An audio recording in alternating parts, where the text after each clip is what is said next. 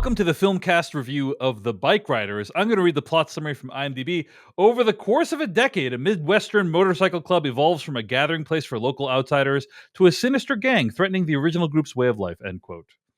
This is a movie directed by Jeff Nichols. Jeff Nichols, indie darling, the maker Love of him. films such as Take Shelter, brilliant movie, my opinion. He also made Mud, Loving, Midnight Special. Now comes The Bikeriders, a movie based off of the photo book by Jeff Lyon. And yeah, I gotta say, when I heard the premise, I was like, kind of weird premise to base it off of a photo book. But he also co-wrote the script, or actually wrote the script, I should say. And so he made it into a movie. Jeff Kanata, what did you think of The Bikeriders? Well, Dave, I guess you could say what I thought of The Bikeriders is best summed up in the form of a limerick. All right, let's hear it, Jeff. This subculture in the Midwest is more than a black leather vest.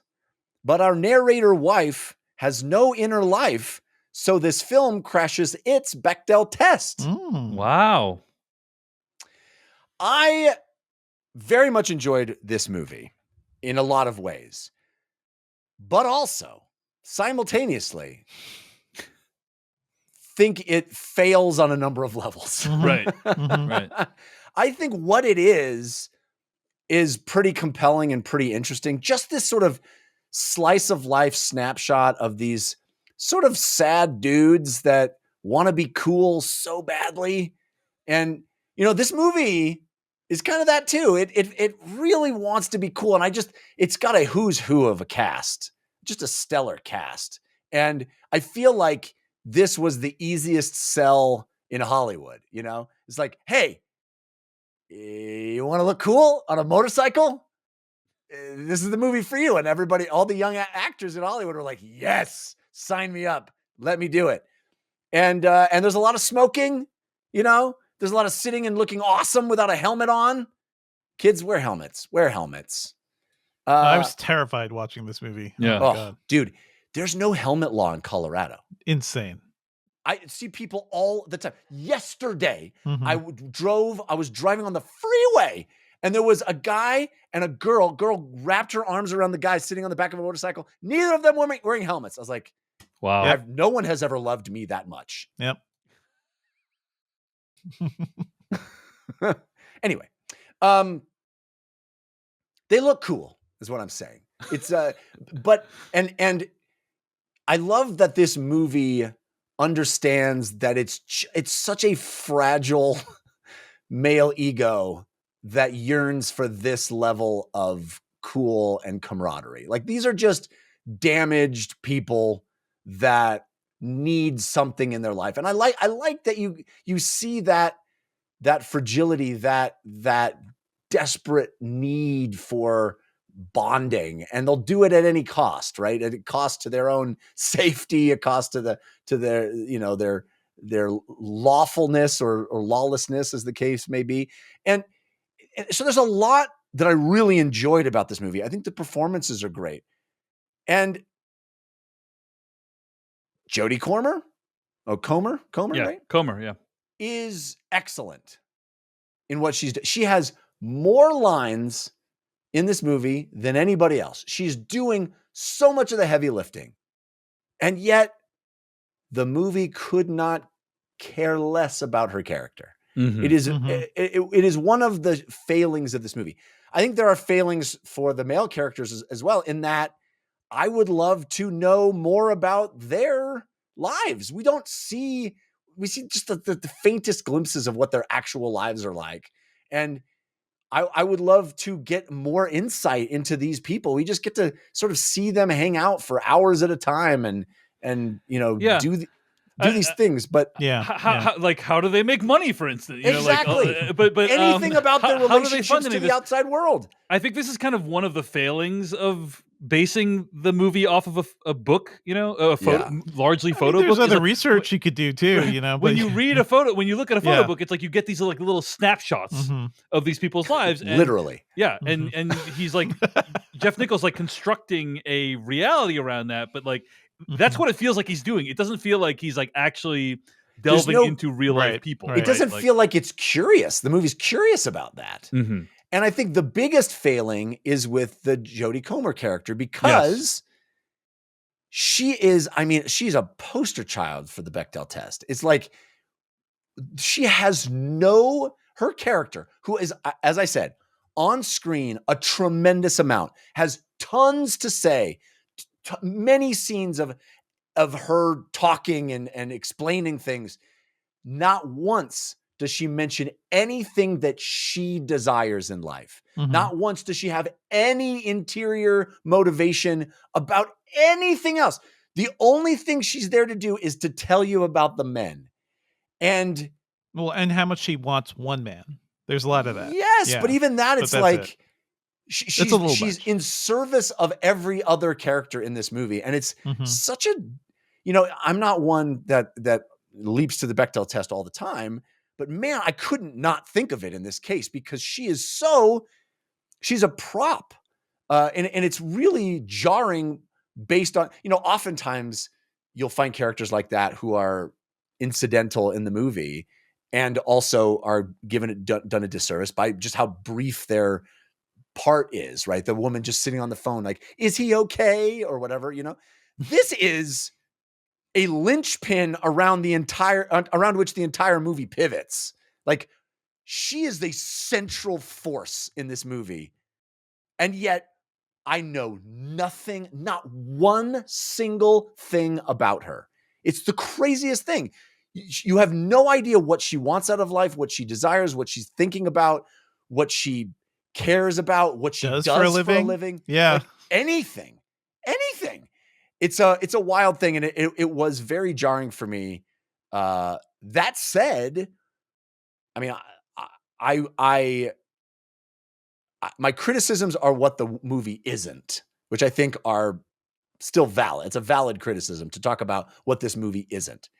But what this movie is, I really did like. I thought it was fascinating just to see these actors bump up against each other and kind of look cool all the time and see this thing which is often portrayed sort of at a distance, looking in and feeling like, oh my gosh, these guys are so scary and cool and larger than life. And to see them sort of taken down a notch almost and looked at with this more critical, kind of sad eye. I thought that was fascinating. All right, Devindra Hardwar, your thoughts on the Bikeriders? Yeah, I think I'm coming down pretty much the same way. Like, there's a lot I like about it. I'm a big fan of Jeff Nichols in general. And this movie is just so stylish and cool. Like, it really does show us that, yeah, the idea of forming a biker gang can just be something as simple as like, hey, that looks cool on TV. Why don't I just do what those guys are doing in the movies? I think that's all kind of fascinating, and this is also a movie that sold me on Austin Butler as a star more than anything else, like even more than Elvis or more than Dune 2. Like, just the look of him, the way the camera holds on him, the way Jodie Comer like lusts after him, like you get it. You kind of get all that. But I totally agree with you, Jeff. Like, it is weird how much of a non-entity Jodie Comer is. And just like, yeah, there's just like not much. Like, we learned Tom Hardy's character, who's the founder of this club, has a real job, has a family, like has a normal life, but somehow balances that with this.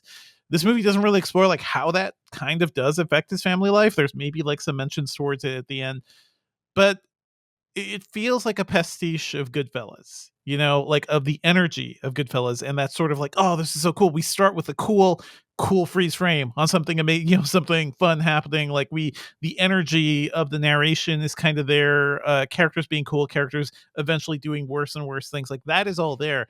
But Goodfellas is a longer movie. I feel like every time I watch that movie, it feels like a journey. It feels like you're going through somebody's entire life, and it's just more interesting and more fascinating because you kind of get a full sense of who these characters are. Whereas this movie doesn't quite get there. It kind of gives you snapshots of that, but it feels like there's a lot in between the lines that we're not really getting here that I'd love to see. I think that would help me like this movie more. Like, if anything deserved to be like more self-indulgent, maybe, or at least more detailed, going up to 2.5 hours, I'd love to see it, especially with a cast like this, because they got freaking everybody. They got Dewey Crow in this movie, Yeah, like love they Dewey got Crow. everybody. I would have loved to see it. I think there's more to explore here. Also, just in a weird way, something I clock sometimes. I know what this movie's about. I know where it's about, but it's very weird to see a movie where it's like, oh, there's one person of color in this movie, and I don't even like the way she's treated in this movie very much. Like it's just like so locked in what it's doing about these dudes and how they can't communicate really, but they can form a biker gang, and somehow that's a form of communication. It just feels weird. That's the only thing I'll point out there. But yeah, I liked it overall. It just seems like there could have been more, and this would have been it's like a good movie that is close to being a great movie if he had filled in the blanks a little more. I don't know that I can really talk much about my thoughts on the movie and what it's about without going into spoilers. So I'll just say that I also really enjoyed the movie. I think it's more similar to Goodfellas than even you let on, Devindra. Like structurally, it's extremely similar Everything. to Goodfellas. Yeah. So if you like Goodfellas, like I think you'll enjoy a lot about this. I agree, the characters and the way they're illustrated and depicted, like it's not really that fleshed out. There is this really pained sort of what is it? What it's not a bookend, but it's like this storytelling device Mhm. where Jeff Lyon, who wrote and published the book, is a character in the movie.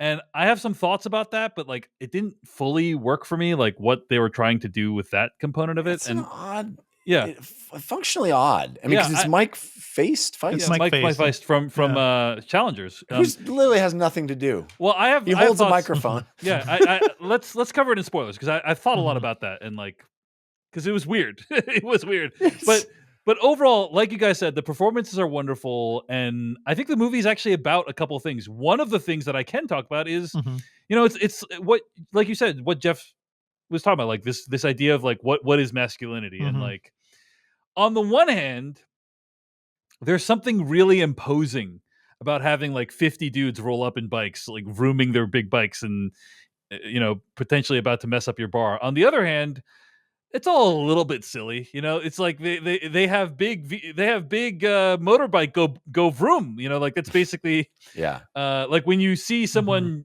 drive a We're all motorbike. wearing matching vests. Right. Like when you see someone driving a motorcycle down the street and it's like so loud you can hear it for 5 blocks. Yeah. Your first reaction is not, wow, that guy's cool. Like your first reaction is that Shut must the be a F very up. insecure, uncool person, right? Yeah. That's my reaction. And there is that undercurrent throughout this whole movie of like that what is this crew substituting in for? And I wish we got a little more insight into that. But Yeah. like clearly for all of them, it substitutes in for something else that they're not getting in life, and that is very clear. So this is a throwback movie. I don't think like I'm shocked this movie exists. I'm glad it exists. Mhm. I think in 5 to 10 years it'll be virtually impossible to get a movie like this made. But for what it is, it's worth checking out. Great performances, great cast, cool ideas. It's the Bikeriders. So let's get into spoilers for this movie starting right now. I don't want to sound like a LinkedIn post, but one of the most You never interesting want to sound like a LinkedIn. one of the most interesting things about this movie is it is about the difficulty of maintaining institutions. Yeah. It's How basically do you build a team? How do you foster communication among your team? yeah, How do you well, increase ROI? Yeah.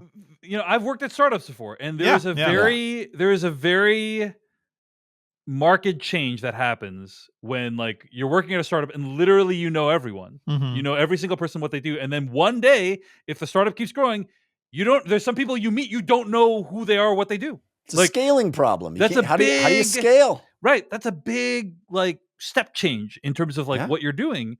And I think this movie that's one of the main ideas of this movie is like it's about how do you maintain a culture as an organization grows. And it's very difficult. And unless you have I don't think Tom Hardy's character is really thinking about that, unfortunately.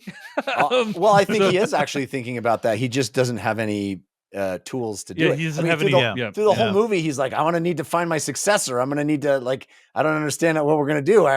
Although when he says it, it's more like, I'm going to need to find my successor. I'm going to find what I'm going to do.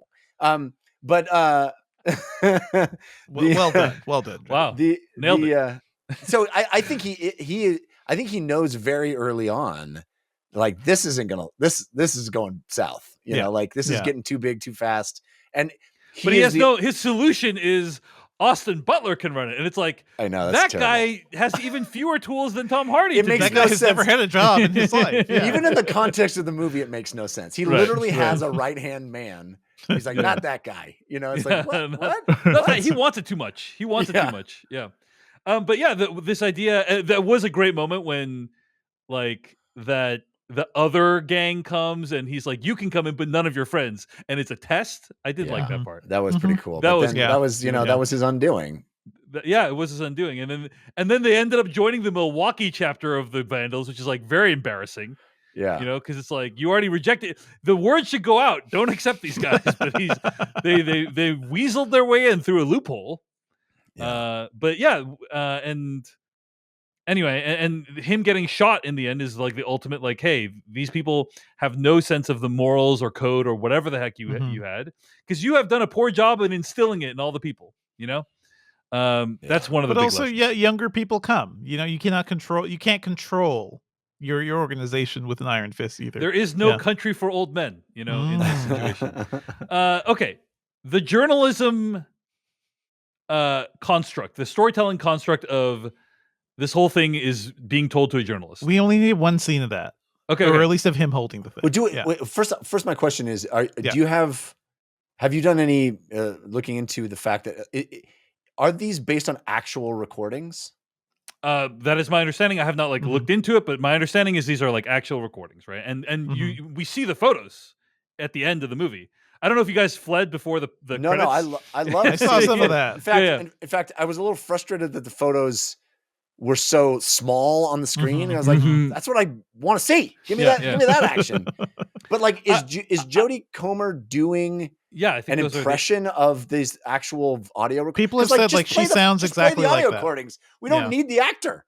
Like she doesn't do anything else. Just that's a little overstating it, but so I think I thought a lot about this because the whole movie I was like, man, there's so much time being spent on this Mike Weiss character. He's so many shots of him holding the mic, the technology that he's using to record, like so many shots of Mike and him, and like.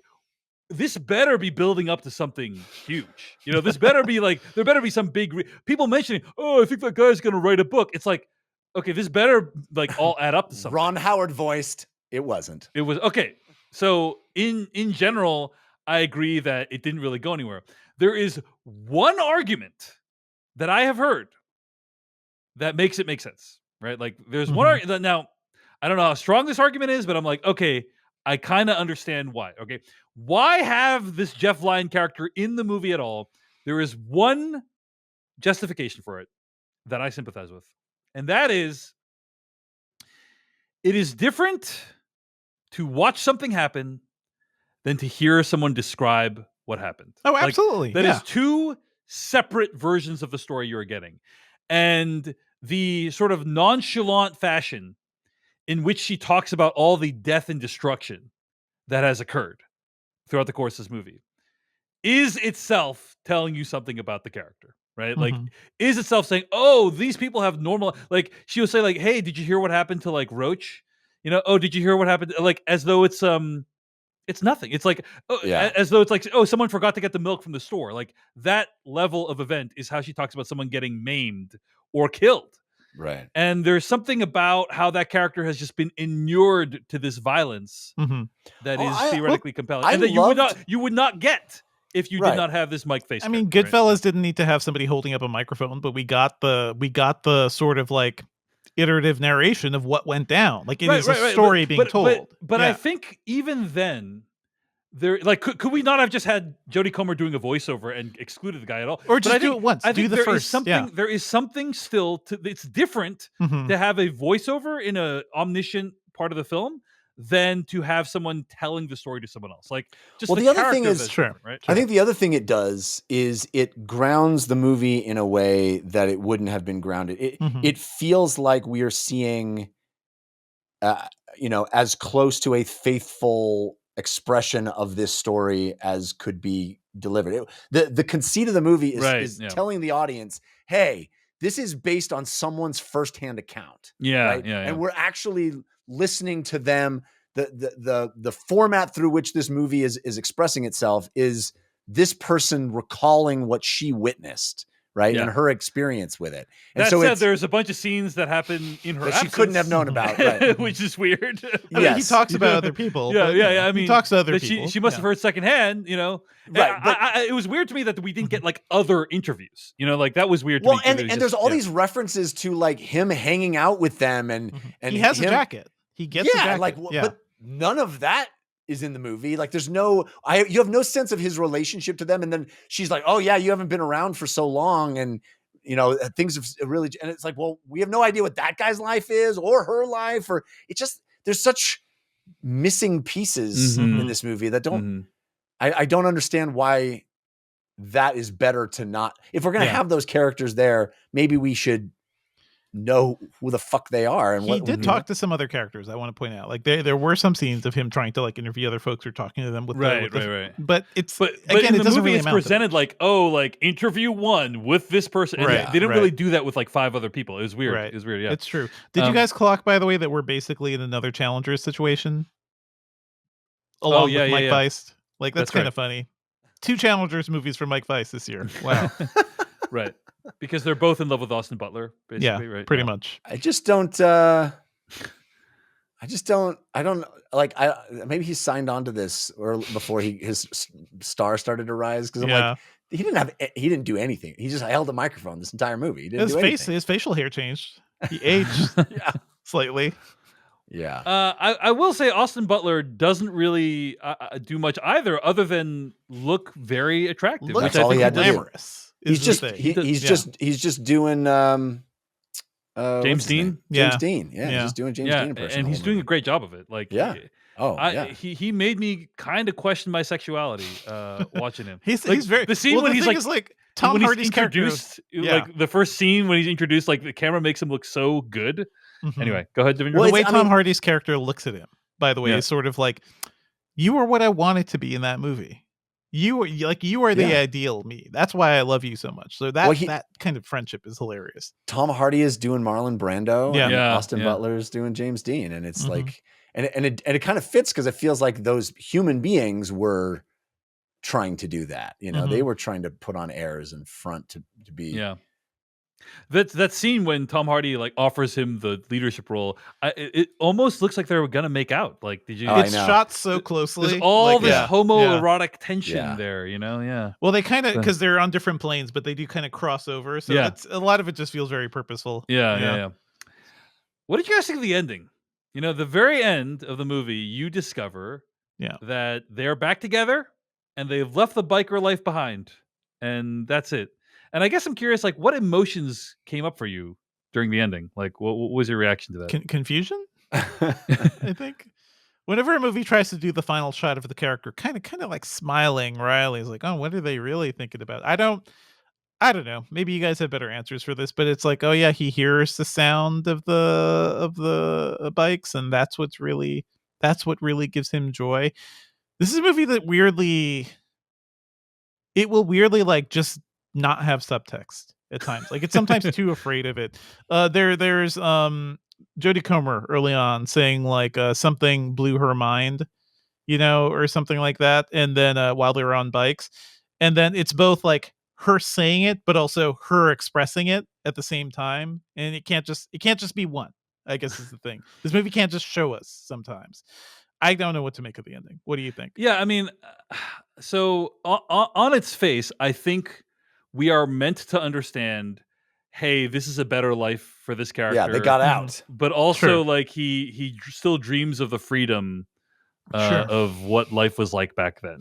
Like, I guess, right? Well, it annoyed me because, like, again, I have no idea how Jodie Comer feels about any of this. Yeah, right. Like, are they actually? Is Austin Butler actually happy in this life? Like, we don't know at all. Like, yeah. I just cared less about his happiness than hers. I wanted her to not live this terrible existence. But again, I have no idea if she was into the terrible existence or not. Like, at some level, she had all to we have know, been. she really digs him, and she will like withstand a lot because she really digs this guy. But that's it. Like, did she leave her wonderful career That house. That Your guess is as good as mine. We have no clue how any of that works, but I guess the way she looks at him and the way he just kind of stares at her, I think says a lot. So I like that aspect of it. The whole scene, like after they meet, right, and he's just like standing in front of the house, just letting it all kind of play out with the with her current boyfriend. I thought that was hilarious because I don't think most movies would kind of do it that way. That was pretty funny. Yeah, It really was very funny. He was just like patience as a tactic, you know, like I'm just gonna out patience you. Yeah, like clearly this guy is nothing. Like I just got to stand here and he'll be out of here. I don't even have to move a muscle. It's so funny how he just like can't handle it. He's like, fuck this, I've had enough of this shit. Guy standing outside. Just won't leave. Anyway, Jeff, I don't know if you have any thoughts on the ending, or else we can wrap it up. Yeah, I mean, I think my biggest thought was like, what's even going on? You've come to the point where you have these two characters, one of which I have just no insight into at all, and so I don't know. I don't know how to feel exactly about where they end up, because I don't know if that was a positive thing for her to sort of get. The movie portrays it like they survived something, right? Mm-hmm. They've made it through this tumultuous period and came out the other side as into some sort of normalcy. But I don't know how she feels about. I don't know how she feels about anything really. It's like it's such a weird. Again, usually with a character like that, they're not a big part of the movie. She's a huge part of this movie. Yeah. Or at least they're younger. It's almost like a schoolgirl love type of thing going on here, where it like just takes over all executive function for her. The Austin Butler character, we should just talk about a little bit, because like, okay, it's just like literally a rebel without a cause. Like what does he believe in? What is he other than breaking the rules? Like one of the scenes early on with him before he gets arrested, right? It's just him blowing through stoplights, blowing through like a school crossing guard. The kids are trying to get across the street safely. And I'm just like, now I'd be like, what the hell are you doing, you absolute moron who have no value, doesn't know how to value human life at all, especially kids. Gotta break the rules, man. I found him kind of insufferable, but he is pretty. Oh, like that's the ultimate thing. Almost everybody in this movie is insufferable. Absolutely. Yeah. I mean, I did like the fact that they showed one person at least dying from the stupid, you know, like, a car door comes out. You're toast, dude. Sorry. This is a dumb way to live. You know?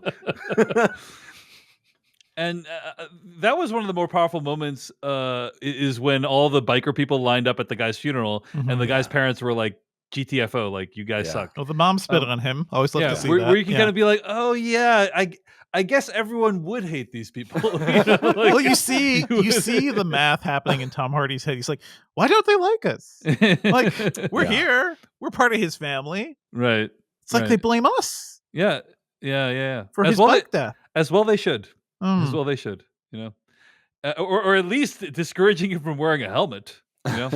Anyway, well, nobody wears helmets at all. I was really worried about the filming of this movie because I know several people who were injured and also were killed on motorcycles. So if you ride a motorcycle, please wear a helmet, kids. Indeed. Come on. The insurance for this movie must have been off the charts. Yeah. Or they all had stunt doubles with small skulls, and they put like hair helmets on them, you know? Austin Butler face. Austin Butler face on that. Yeah. That's how I imagine in my headcanon. That's how they did it. So, okay. Anyway, I think we've gotten to the end of any useful conversation about this movie. At the end of the day, it is really impressive that Jeff Nichols made a movie. Thank you so much for watching this video of the Filmcast. Check out these other videos that we have available, and be sure to hit like, subscribe, and hit that bell icon to get other videos from us in the future. You can also go to thefilmcast.com to catch all of our audio podcast versions of all of our episodes. And support this podcast at patreon.com/filmpodcast, where you can sign up for ad-free episodes and exclusive After Darks. Thanks so much to everyone who makes the Filmcast possible.